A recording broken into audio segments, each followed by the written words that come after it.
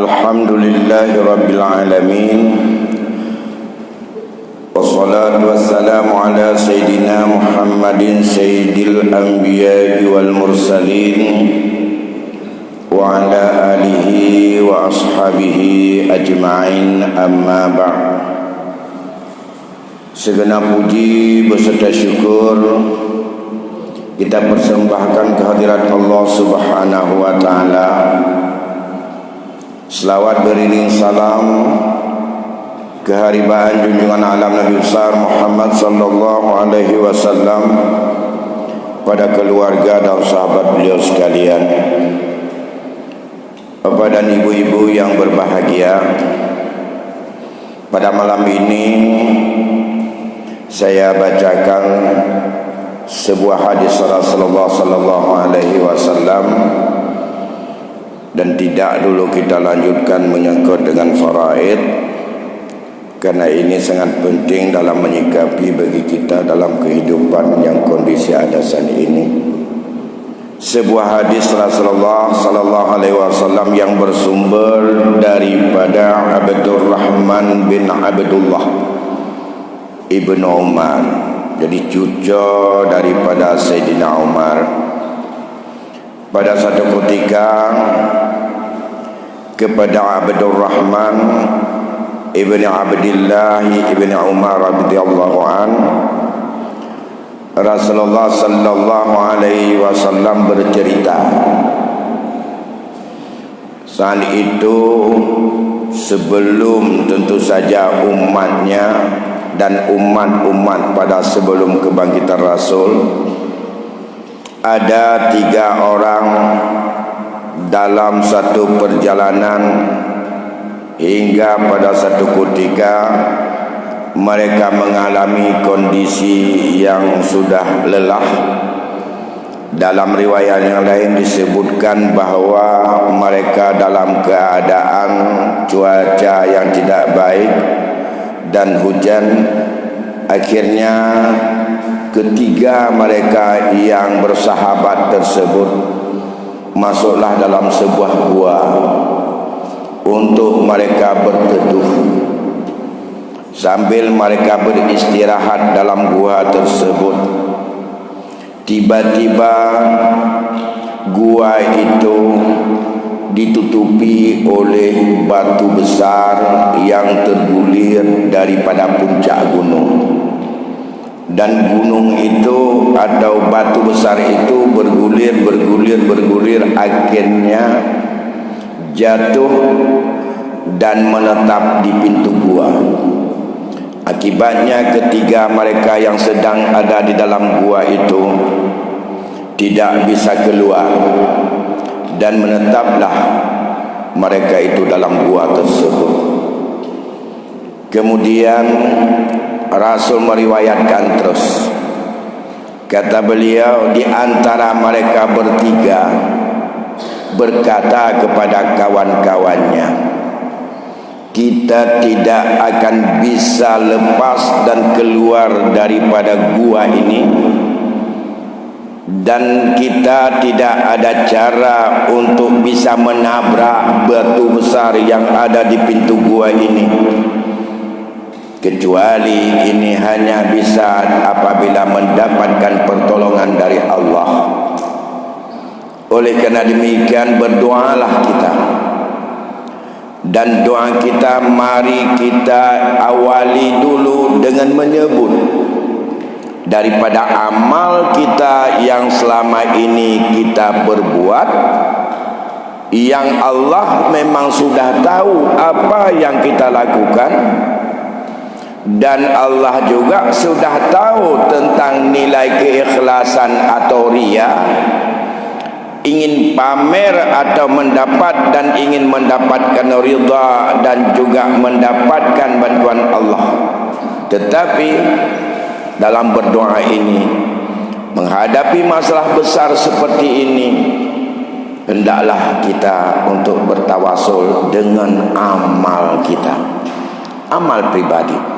Sebesar apapun, mudah-mudahan Allah bisa membantu kita. Salah satu di antara mereka memulainya.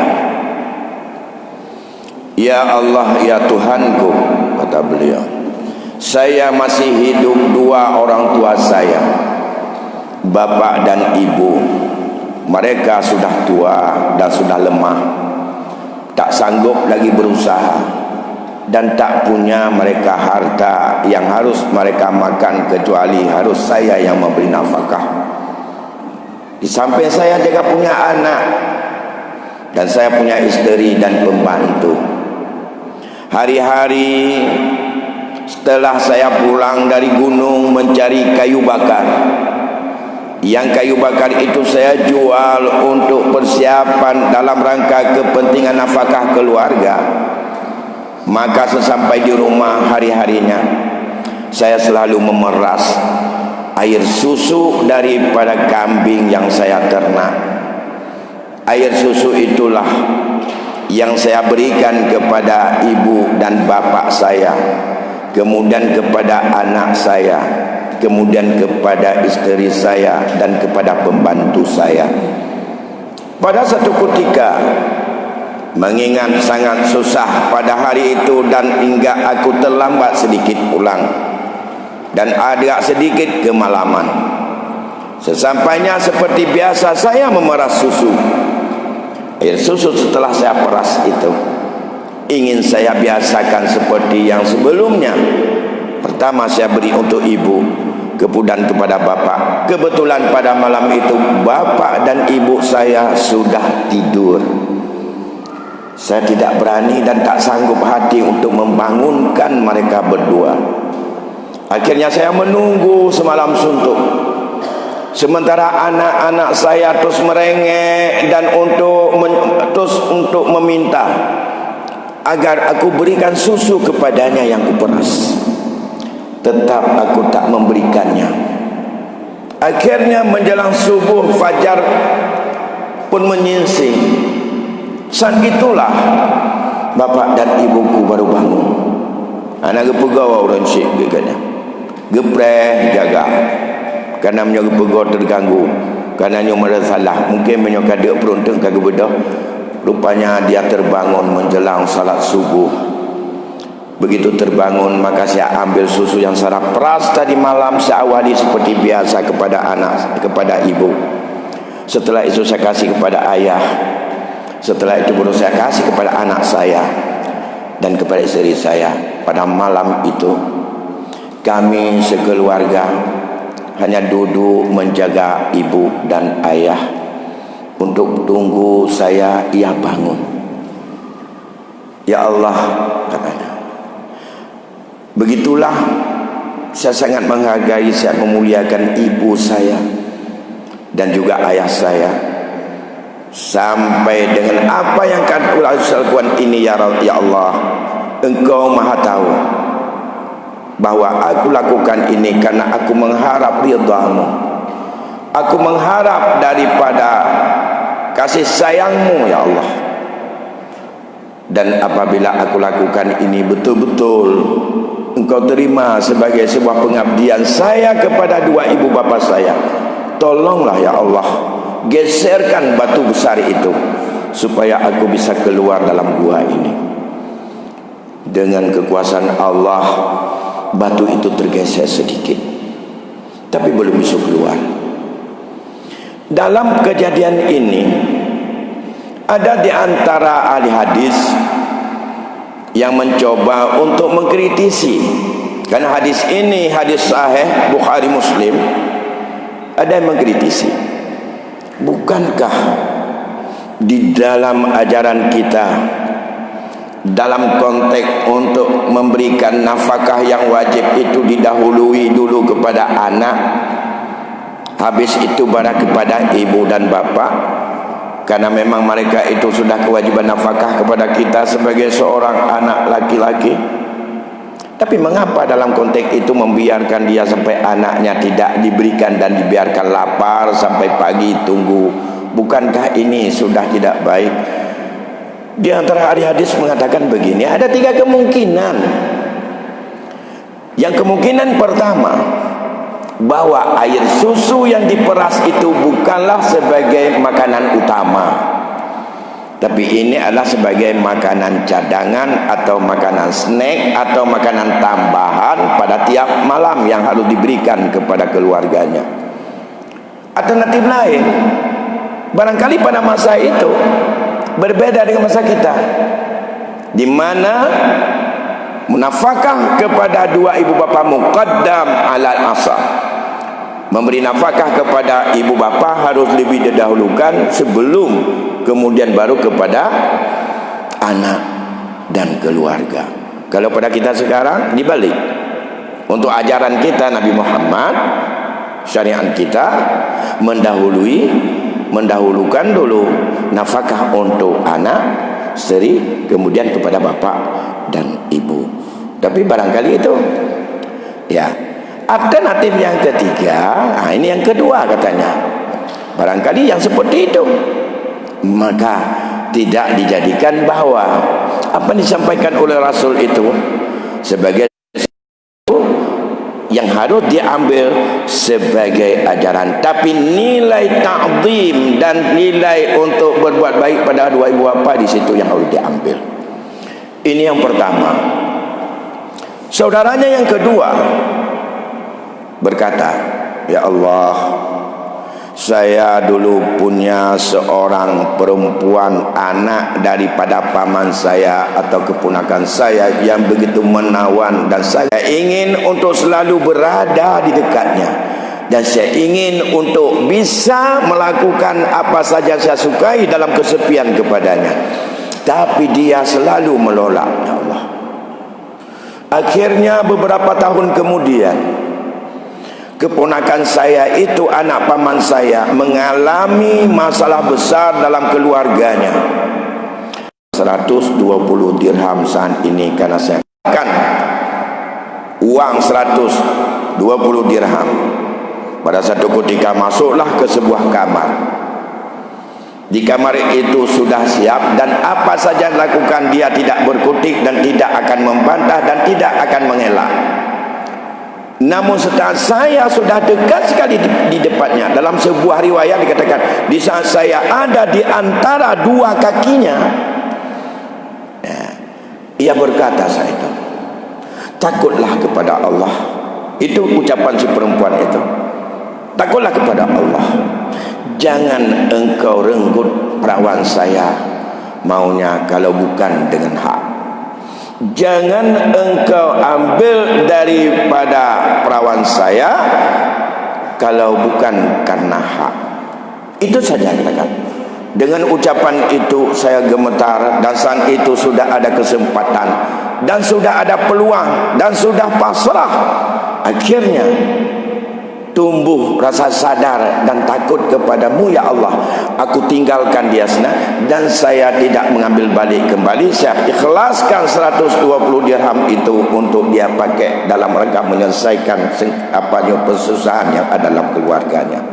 Ya Allah, Engkau maha tahu hati saya, apa yang aku lakukan. Bantulah ya Allah, batu ini sedikit menggeser supaya kami bisa keluar di dalam gua ini. Bergeser lagi batu itu. Kemudian yang ketiga, yang terakhir, dia berkata, mereka tiga-tiga rupanya profesi yang berbeda-beda dan keikhlasan berbeda-beda. Jadi bukan dengan hanya kita hanya zikir-zikir saja rupanya untuk mendapat syurga Allah. Apa kata yang nomor tiga? Ya Allah, pada satu ketika dulu dalam kehidupan saya punya duit banyak, dan saya pekerjakanlah untuk sebuah urusan beberapa orang pekerja. Ada seperti kita misalnya buat rumah, kemudian sampai selesai rumahnya carilah tukang-tukang kerja itu sampai selesai rumah. Banyak di antara mereka yang bekerja sama saya sampai selesai. Setelah selesai pekerjaan, mereka semuanya saya bayar ongkos, artinya ujrah kerja mereka masing-masing.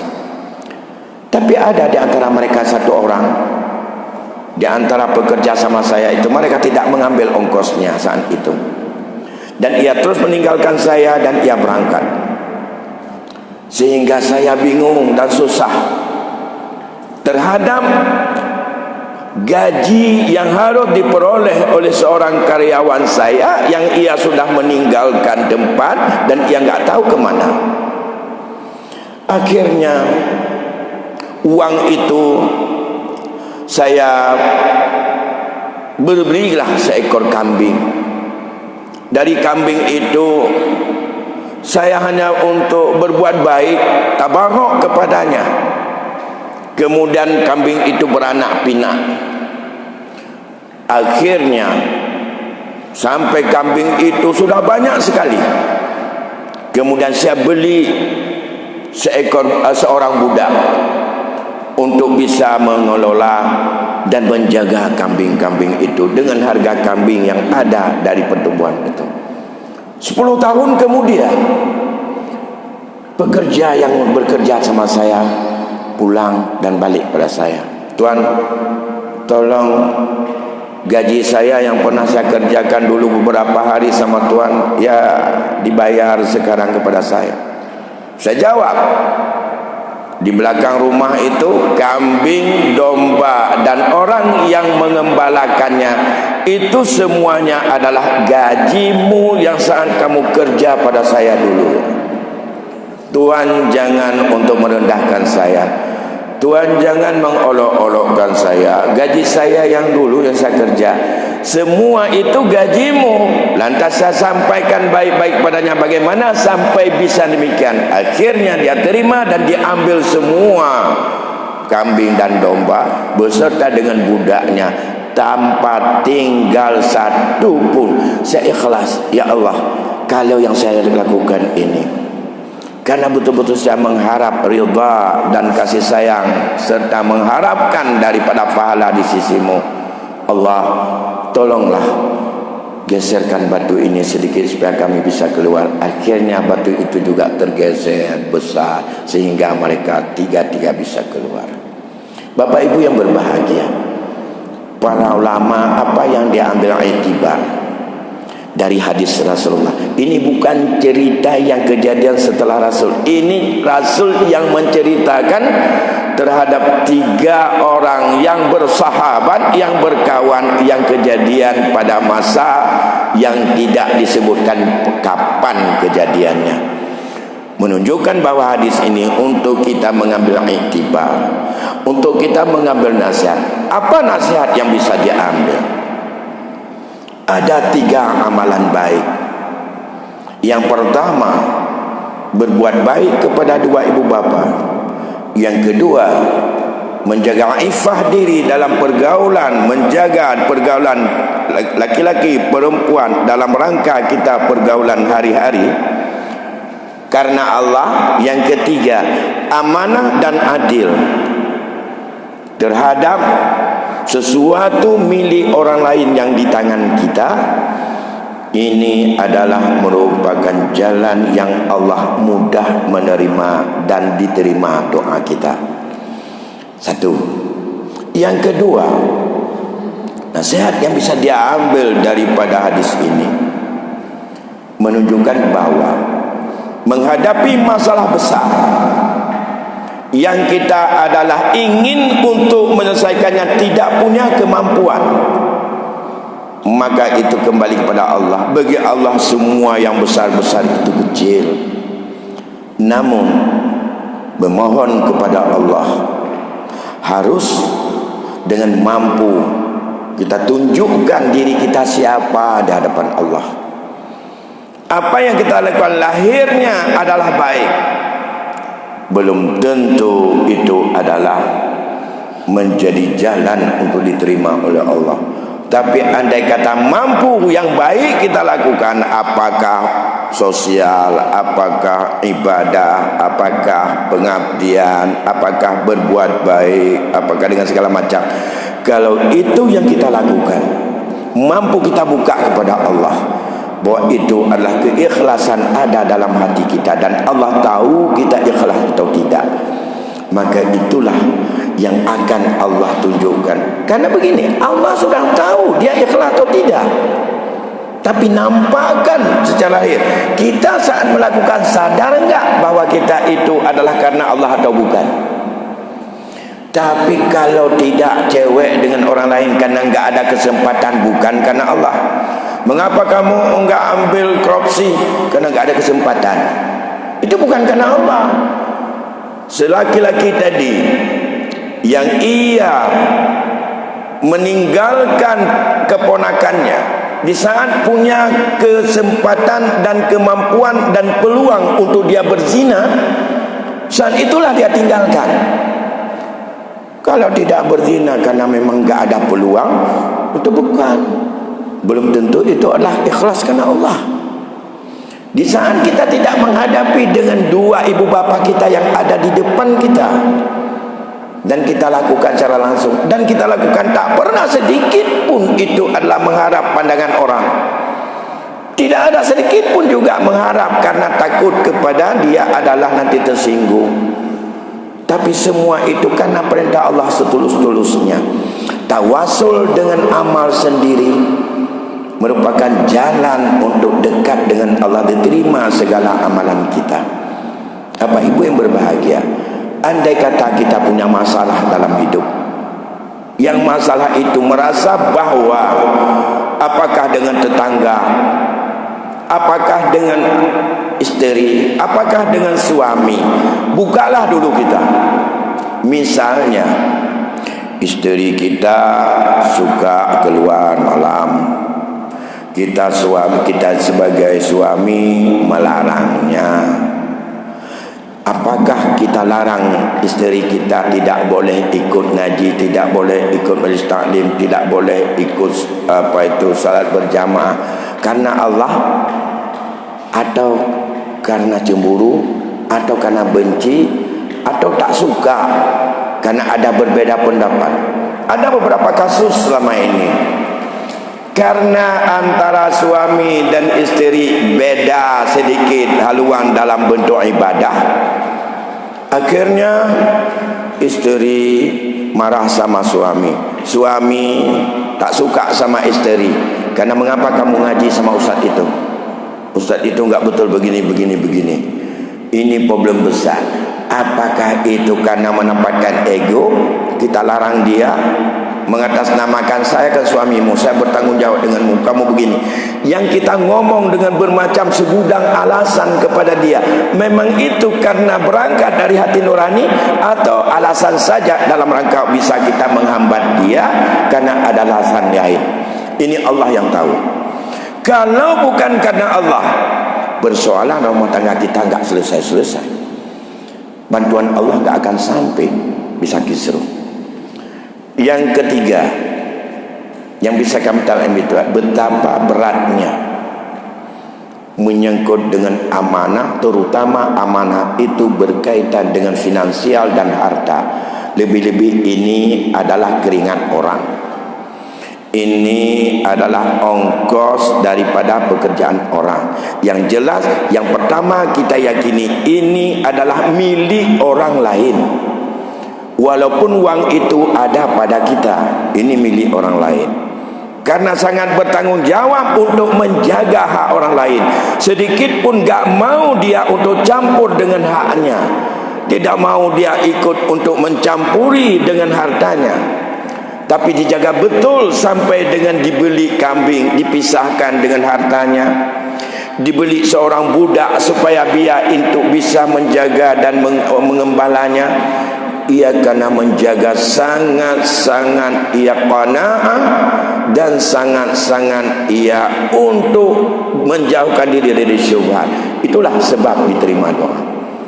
Persoalan kita hari ini bukan melihat masalah syubhat itu tentang amanah yang menyangkut yang seperti itu, masalah yuk bayar gaji ke orang lain karena tayo pegat rumah hutannya. Bukan di situ aja. Yang paling besar masalah hari ini, kita kadang-kadang dalam masalah faraid kita pikir susah. Enggak susah masalah faraid. Urang Aceh hana yang hantam ataupun yang getulak daripada ayat Allah. Semua tulus menerima. Cuma apakah bisa enggak untuk musyawarah pekat atau tidak, itu saja. Yang masalah besar terjadi ini masalah syubhat harta. menentukan harta orang mati inilah yang paling kalkil panjang sekali. Sekarang ada ahli warisnya, ada suami, ada isteri, ada anak laki-laki, ada anak perempuan, ada mamak mertua atau mamak si mayit. Si mamak mengatakan kalau nuhun itu adalah sudah dihibah kepada saya. Isteri mengatakan bahawa rumah itu dibuat dengan harta saya, bukan harta bersama. Kemudian anak-anaknya mengatakan semua itu adalah milik dari ayah saya.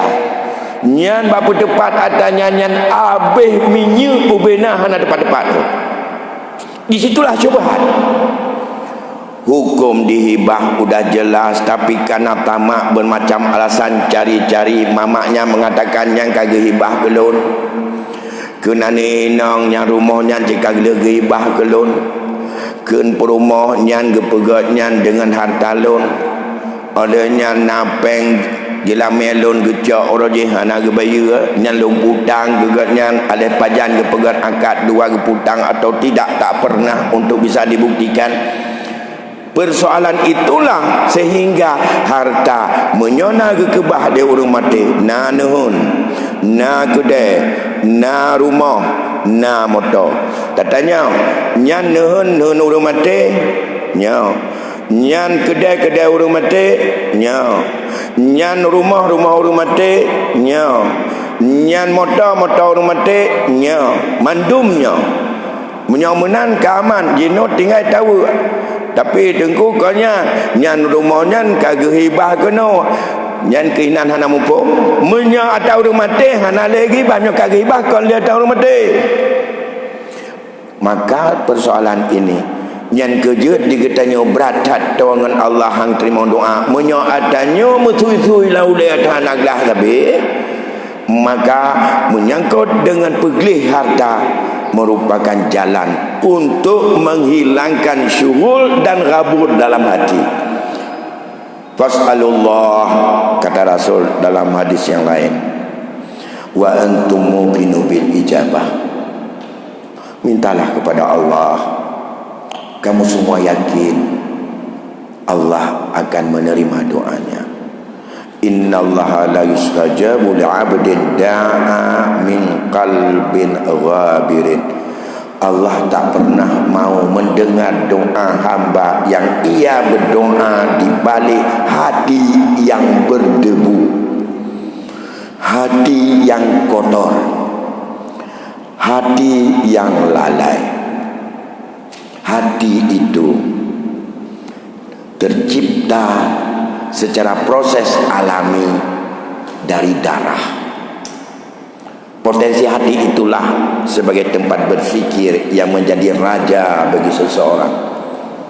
Bila hati baik bagi semuanya anggota kita, bila hati buruk, buruk kita semuanya anggota. Ala wahijal qalbu, kata Rasul. Taulah kamu mana yang bisa menentukan baik buruknya sampai dengan amalan kita semuanya, yaitu hati. Maka hati andai kata dibesarkan dengan darah, yang darah ini sumbernya dari makanan, yang makanan ini dimasukkan ke dalam tubuh kita dengan jalan bentuknya perolehannya syubhat apalagi haram, maka itulah yang mempengaruhi hati itu menjadi abir, menjadi hati yang lalai, menjadi hati yang tertutup, menjadi hati yang tak pernah merasa takut kepada Allah, menjadi hati yang tamak dengan harta, menjadi hati yang selalu mencari hilah dan celah agar sebuah itu bisa kita peroleh. Nauzubillah. Oleh kerana demikian, bicara menyangkut pembersihan hati adalah bicara untuk halal haram. Maka halal haram bicara dalam keluarga, gedanya menyomate tu, gedanya mandum mati.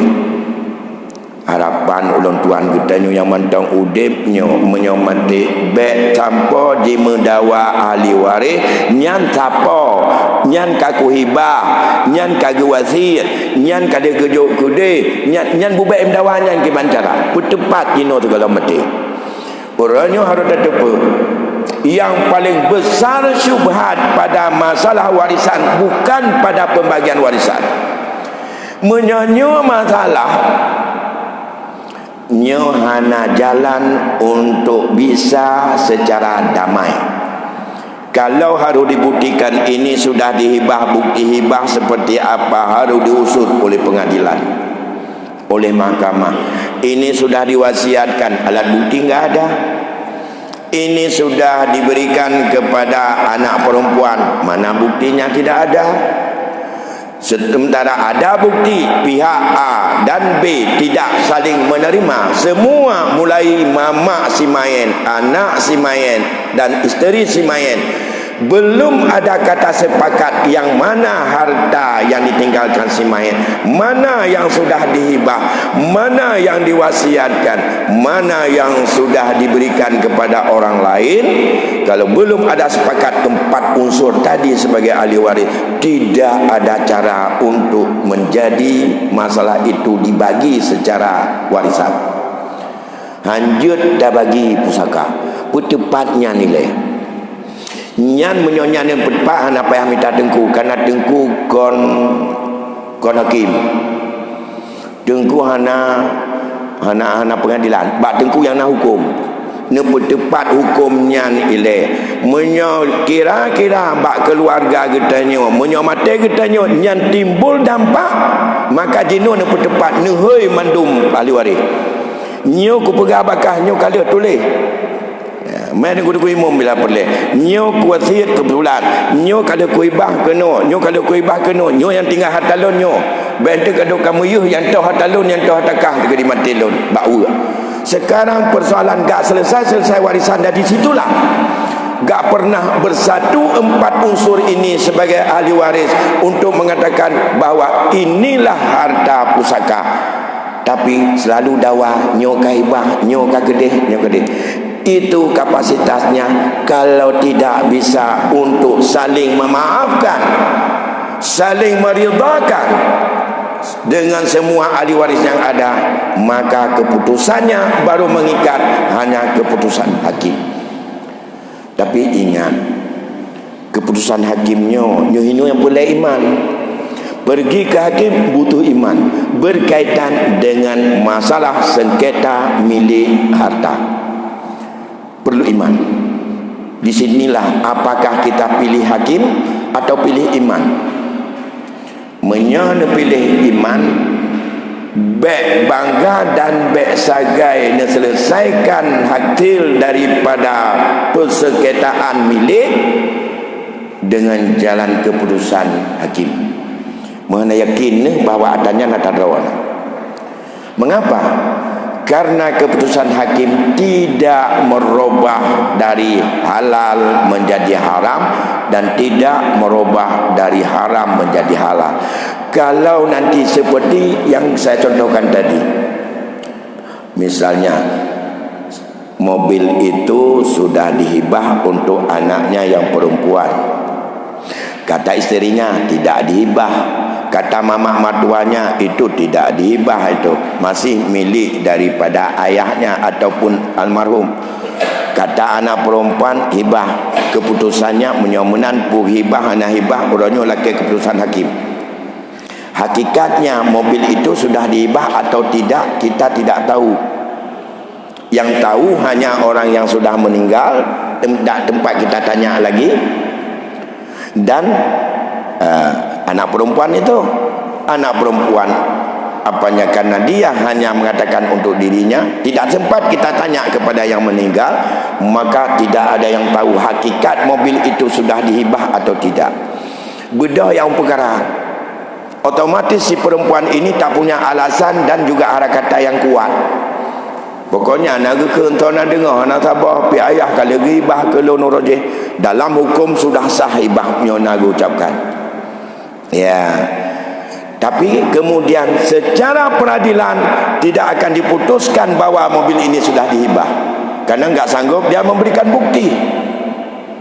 Keputusan akhir karena enggak ada bukti, kalau demikian mobil perempuan tadi. Karena tapi secara duniawi tidak bisa kita buktikan sudah dihibah. Tapi yang hadir Pak Jodi, baru halal dimakan oleh orang lain atas ridha daripada anaknya yang memang itu sudah berpindah milik kepadanya dengan sebab hibah. Inilah menyangkut dengan persoalan halal haram, dan ini yang diingatkan tadi menunjukkan betapa qanaahnya, betapa waraknya tiga bersahabat tadi dalam mengelola terhadap ongkos ataupun upah seorang daripada yang bekerja pada dirinya yang tidak diambil sampai untuk berkembang begitu besar, dan ia puas, tak pernah dendam. Menyagatanya Obai nak cok mandum pasti tak kenilai hai kau menang. Manunan le kakameng dunan le kibaskan yang kana urung pelara. Temai nak ni puan mandum tu mah anak jangan betul kah kalau macam ni tanya nah banyak. Ya. Lagi kita tanya mesti kita jawabkan tu atau pupu. Hanya tekan dia dah ya. Hanya dia tekan nging lah rumah apa anak pada dia yang baca. Jadi nak bahasa lain. Nyan bahasa cako mana kun nyo benai kamu becu nyo terbahak tak muruh diu reung yang putu bet peng di nyan gaji gede bulan 6 juta diu reung cak gaji 200 ribu ti bulan ni pesapat 6 bulan benai jilom nyambang ni mikir diu reung tanya 200 ribu ti bulan honor benai bina diu reung kelola lo nyan ban kadang-kadang belum akai diurang getanya hana tulus dan ikhlas. Maka doa getanya tergantung-gantung hana to dengan Allah. Bapak Ibu yang berbahagia, saya pikir masih ada waktu Pak. 5 minit ya. Kalau ada satu pertanyaan boleh barangkali. Buat 5 minit dia nak tinggal dulu.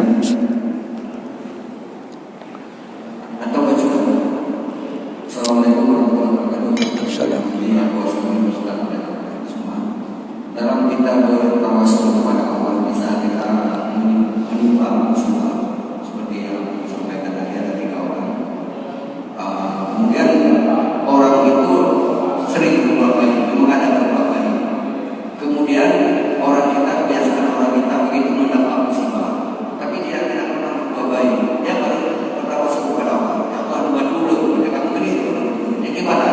Wadah tenang tua. Ya, terima kasih. Assalamualaikum warahmatullahi wabarakatuh. Waalaikumsalam warahmatullahi. Iya.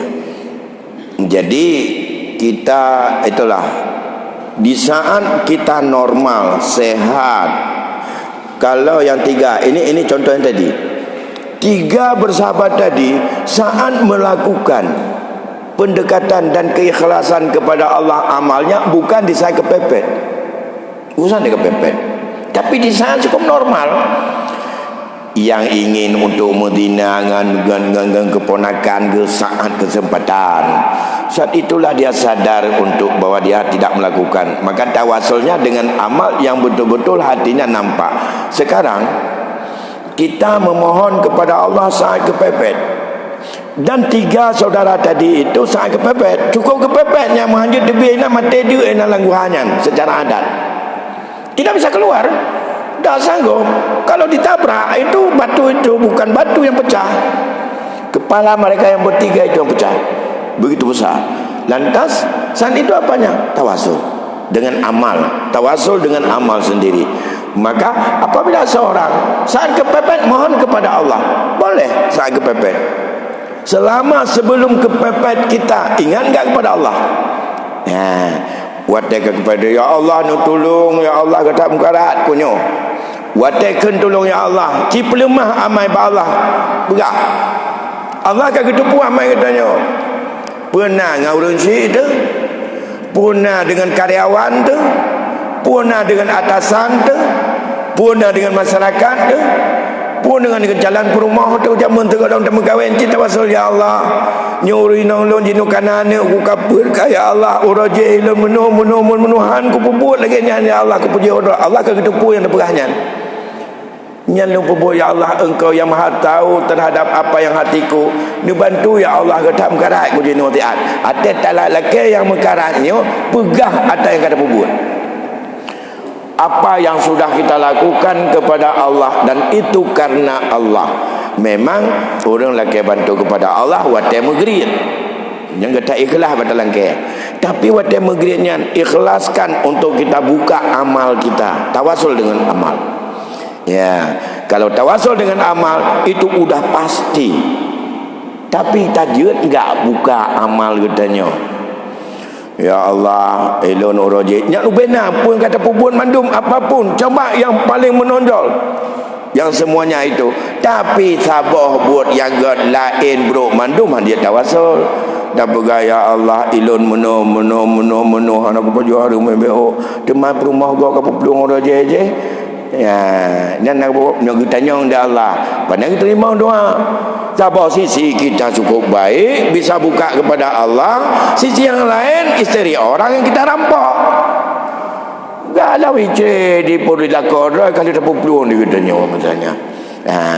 Jadi ikhtilaf tersebut ni rumah bengeh dengan rumah drop dengan rumah gop tega-tega tetukkan tu mesti lembah lembut bergabar cerita wasulnya ya Allah lonti ura mia di rumah mana me pula ke tepu tersebut menyotaukan tu aku rumah gop cuma nareku dan aku pakai ajib mi dia apa jumi dia ura makan bakso ya Allah yang aku buat karena aku cari ridha dah ni terima doa kan yang tak pupur murka Allah tak kata cari ridha Allah pada yang terima doa di rumah ngam rumah doa nak peduli ngam rumah gam lagi lintah ada melengket terus tepur ada orang masuk ngana gam dari luar yang malam tiba anu ana woi dalam tu tanpa perlu malam mantau dua kafe ngam rumah gam rumah doa di rumah dia pun ni baju umi ana tak peduli. Menyok rumah larang habis, menyok rumah ditanya tenang-tenang. Ya, jadi inilah tidak adil. Buka kepada Allah. Apakah kita ikhlas atau tidak? Mencari liwajhillah atau bukan? Itu tidak bisa diukur oleh manusia. Oleh kita siapapun hanya tahu. Maka dalam hal ini harapan kita semuanya betul-betul kita amanah terhadap apa yang ada di tangan kita. Kalau itu milik orang lain, apakah itu di tangan kita, maka kita jaga baik-baik. Semoga Allah cepat menerima doa kita kalau kita menghadapi persoalan. Hari ini cukup banyak persoalan yang kita hadapi. Karena mengingat waktu Isya sudah masuk, sampai di sini dulu kajian kita. InsyaAllah lain kesempatan akan kita lihat dalam hadis-hadis yang lain lagi. Lebih kurang saya mohon maaf. Assalamualaikum warahmatullahi wabarakatuh.